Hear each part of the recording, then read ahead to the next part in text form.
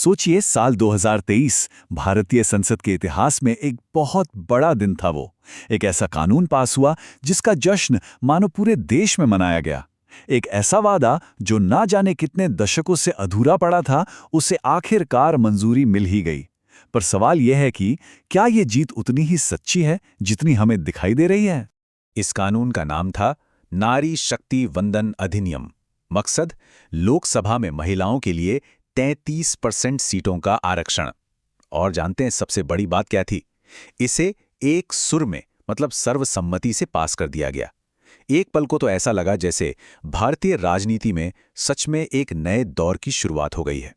मगर इस जश्न और इस शोर के बीच ना कुछ और आंकड़े भी हैं, और ये आंकड़े एक दूसरी ही बहुत ही डरावनी कहानी सुनाते हैं।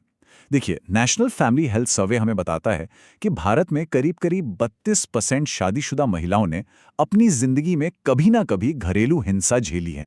और अब जरा ये संख्या देखिए। नेशनल क्राइम रिकॉर्ड्स ब्यूरो के मुताबिक सिर्फ एक साल में यानी 2021 में 3,75,000 से भी ज्यादा वयस्क महिलाएं लापता हो गईं। आप समझ रहे हैं, ये कोई छोटे मोटे नंबर नहीं है, ये एक भयानक सच्चाई है। तो बस यहीं पर आकर इस पूरे विश्लेषण का जो असली टकराव है वो सामने आता है। मतलब एक तरफ तो संसद में पास हुआ एक शानदार, एक ऐतिहासिक वादा है, और दूसरी तरफ है देश की सड़कें और घर, जहां की खामोश हकीकत इन आंकड़ों में चीख चीख कर हमें कुछ और ही बता रही है। तो चलिए अब इसमें थोड़ा और गहराई से उतरते हैं, क्योंकि इस शानदार वादे के पीछे ना कुछ बारीक अक्षरों में लिखी शर्तें भी हैं। एक ऐसा जाल है जो इस कानून को फौरन लागू होने से ही रोक देता है। और जानते हैं उस जाल का नाम क्या है? परिसीमन।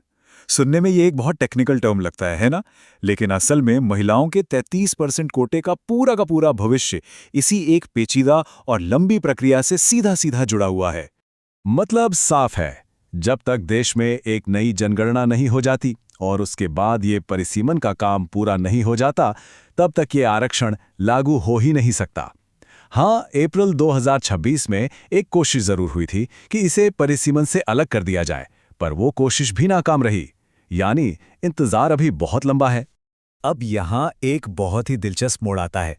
देखिए, इस परिसीमन से एक नया राजनीतिक तूफान भी खड़ा हो सकता है। कैसे? जो दक्षिणी राज्य हैं जैसे केरल, तमिलनाडु, जिन्होंने परिवार नियोजन और जनसंख्या कंट्रोल करने में बहुत अच्छा काम किया है, अब डर ये है कि कहीं उन्हें ही इसकी सजा न मिल जाए।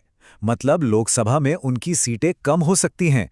इसे ही डेमोग्राफिक पेनल्टी कहा जा रहा है, और ये एक बहुत बड़ा विवाद बन सकता है। चलिए कहानी में थोड़ा और आगे बढ़ते हैं। मान लीजिए कि ये कोटा लागू हो भी गया, तो भी सबसे बड़ा सवाल तो यही है कि सत्ता की असली चाबी किसके हाथ में होगी? और इसका जवाब शायद हमें हमारी लोकल पॉलिटिक्स में पहले से ही मिल चुका है। इसे कहते हैं सरपंच पति कल्चर। ये हमारी राजनीति का वो खुला राज है जिसके बारे में सब जानते हैं, जहां सीट तो एक महिला के लिए रिजर्व्ड होती है, लेकिन असली हुक्म या तो पति का चलता है, या पिता का, या फिर बेटे का। ये जो प्रॉक्सी वाली राजनीति है ना, ये दशकों से हमारे पंचायती राज की एक कड़वी सच्चाई रही है। तो ये पूरा सिस्टम काम कैसे करता है?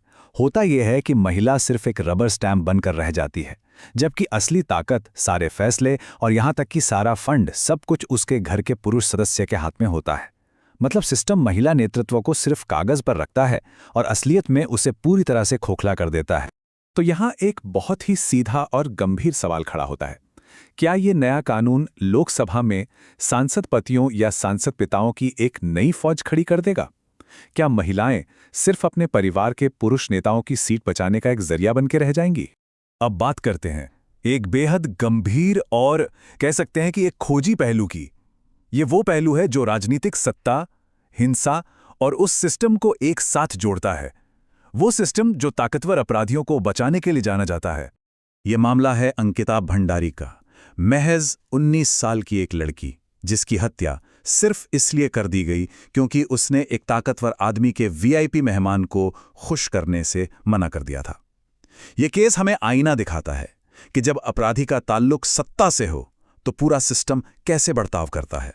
जरा इस टाइमलाइन पर गौर कीजिए। हत्या होती है, गिरफ्तारी भी होती है, और फिर कुछ ऐसा होता है जो पूरे सिस्टम को ही सवालों के घेरे में खड़ा कर देता है। रातों रात क्राइम सीन के सबसे जरूरी हिस्सों पर बुलडोजर चला दिया जाता है। क्यों? आरोप लगते हैं कि ये सबूत मिटाने की साजिश थी, उस रहस्यमयी वीआईपी को बचाने की कोशिश थी जिसका नाम आज तक आधिकारिक तौर पर सामने नहीं आया। और ये जो लाइन है ये इस पूरे विश्लेषण के केंद्र में है। ये उस कड़वे सच को सामने लाती है कि अक्सर हमारा जो सत्ता का तंत्र है वो पीड़ित की रक्षा करने के बजाय ताकतवर अपराधी को बचाने के लिए काम करने लगता है। तो अब इन सारी बातों को एक साथ रखकर देखते हैं। सवाल यह है कि अगर हमें सच में कोई सुधार लाना है तो क्या सिर्फ संसद में महिलाओं की गिनती बढ़ा देना काफी होगा, या फिर असल में जरूरत किसी और चीज की है? तो देखिए, असली मुद्दा यहां बहुत साफ है। हमारे सामने दो रास्ते हैं। एक रास्ता है दिखावटी बदलाव का, मतलब बस कोटा भरकर 33% की गिनती पूरी कर दो, और दूसरा रास्ता है वास्तविक न्याय का, जो उस पूरे सिस्टम को बदलने की बात करता है, जो अपराधियों को बचाता है और महिलाओं को सिर्फ एक प्रॉक्सी बनने पर मजबूर कर देता है। तो इस पूरी बातचीत का निचोड़ बस इतना ही है। एक टूटे हुए पितृसत्तात्मक सिस्टम में सिर्फ कुछ महिलाओं को जोड़ देने से वो सिस्टम ठीक नहीं हो जाता। सच्ची सुरक्षा और सच्चा प्रतिनिधित्व तो तभी मिलेगा जब उस राजनीतिक ढांचे को ही तोड़ा जाएगा जो ताकतवर अपराधियों के लिए ढाल का काम करता है। और आखिर में हम बस एक सवाल के साथ इस चर्चा को यहीं छोड़ते हैं। ये सवाल सबसे बुनियादी है और शायद सबसे जरूरी भी। अगर सिस्टम खुद ही शक्तिशाली लोगों की रक्षा करने में लगा है तो फिर महिलाओं की रक्षा कौन करेगा?